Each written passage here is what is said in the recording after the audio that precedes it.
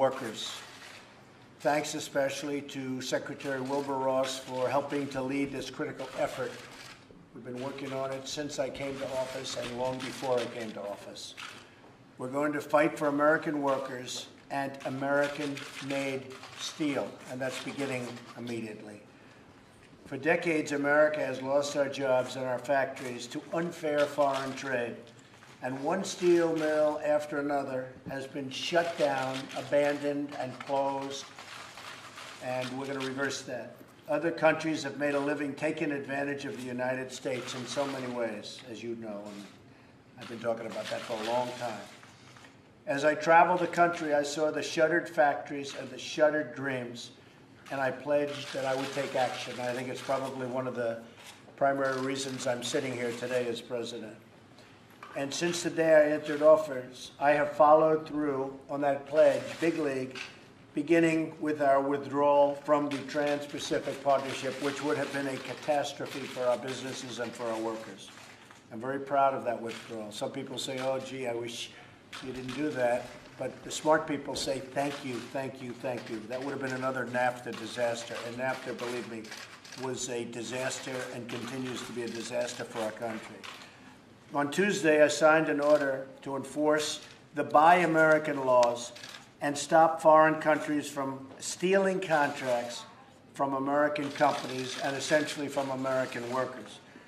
Today, I'm directing the Department of Commerce to immediately prioritize the investigation. It began yesterday and really long before that, because Wilbur and I have been working on this for a long time, into foreign steel arriving into our markets, and to submit a report on the effects of these foreign steel products on the national security of the United States. It's not just the pricing, it's not just employment, it also has to do with the national security of our country, which people never talk about. I talk about it. Maintaining the production of American steel is extremely important to our national security and our defense industrial base. Steel is critical to both our economy and our military. This is not an area where we can afford to become dependent on foreign countries. We have product where we actually need foreign countries to be nice to us in order to fight for our people. And that's not going to happen any longer, believe me, especially as it comes to steel. This investigation will look at how steel imports are impacting United States national security, taking into account foreign practices such as steel dumping. Dumping is a tremendous problem in this country. They're dumping vast amounts of steel in our country, and they're really hurting not only our country, but our companies. Their targeting of American industry and other foreign strategies designed to undermine American industry as a whole. Based on the findings of this report, Secretary Wilbur Ross will make formal recommendations to the White House in a very, very near future. We'll be back very soon with those recommendations that we will implement. From now on, we're going to stand up for American jobs, workers, their security, and for American steel companies and companies generally. Today's action is the next vital step toward making America strong and prosperous once again. And I want to just add, I wasn't going to do this, but I was in Wisconsin the other day, and I want to end and add by saying that Canada, what they've done to our dairy farm workers is a disgrace. It's a disgrace. I spent time with some of the farmers in Wisconsin, and as you know, rules, regulations, different things have changed, and our farmers in Wisconsin and New York State are being put out of business, our dairy farmers. And that also includes what's happening along our northern border states with Canada, having to do with lumber and timber.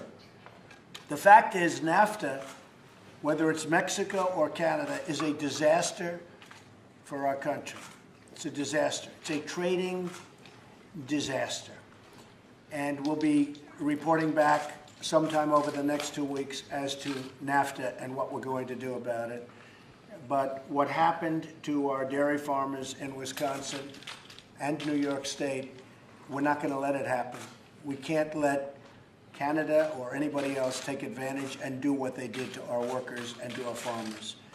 And again, I want to also just mention, included in there is lumber, timber, and energy. So we're going to have to get to the negotiating table with Canada very, very quickly. Again, just to tell you, this is another NAFTA disaster, and we're not going to let it continue onward. I think what I'd like to do is ask a few of the people if they'd like to. These are some of the great steel companies of our country. Now, some of those companies were much bigger years ago. U.S. Steel would be an example, and others would be examples, but they were but these were the greatest companies in the world years ago. And today they've been hurt, but they'll be great again, and they'll be great, I think, very soon. We're going to impose very, very strict regulations on unfair competition from the outside world. Perhaps I could ask the head of United States Steel to say a few words. My honor, Mr. President, Mr. Secretary, I think the signing of this executive order clearly demonstrates your understanding of the fundamental importance that our industry has, not just to the national economy, but to our national defense. Thank you very much. Anybody like to say something on behalf of your company or your workers? I would just like to thank you, Mr. President, and Secretary Ross, for this action to protect not only our industries, our employees, but frankly, our country. So thank you for this bold move. Thank you very much. Mr. President, on behalf of the workers in the industry, President of the Steelworkers Union, I have worked a long time with Wilbur, and we've been fighting this unfair trade for more than 30 years.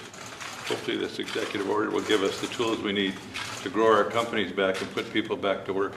And I've had lots of faith that Secretary Wilbur Ross will help make that happen. I have to say the unions have been working with us very closely, and they've been great. So I appreciate that. Thank you very much.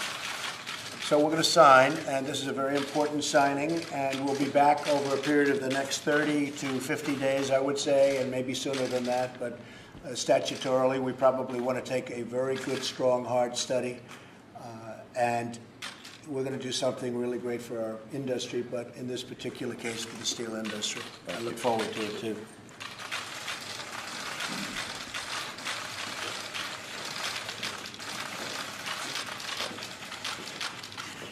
So should I give this pen to labor or to steel? That's the and I'm going to look at it. They're going to be a partnership. So how about we give it to the union for a change? Should we do that? Huh? Come on. We're all on the same. You treat us fairly. That's all. Okay, you treat us fairly. President, how does this affect your dealings in China on our career? Are you concerned with this will affect that at all? Thank you. This has nothing to do with China. This has to do with worldwide, what's happening. The dumping problem is a worldwide problem. Thank you, press. Thank you, guys. Thank you, everybody.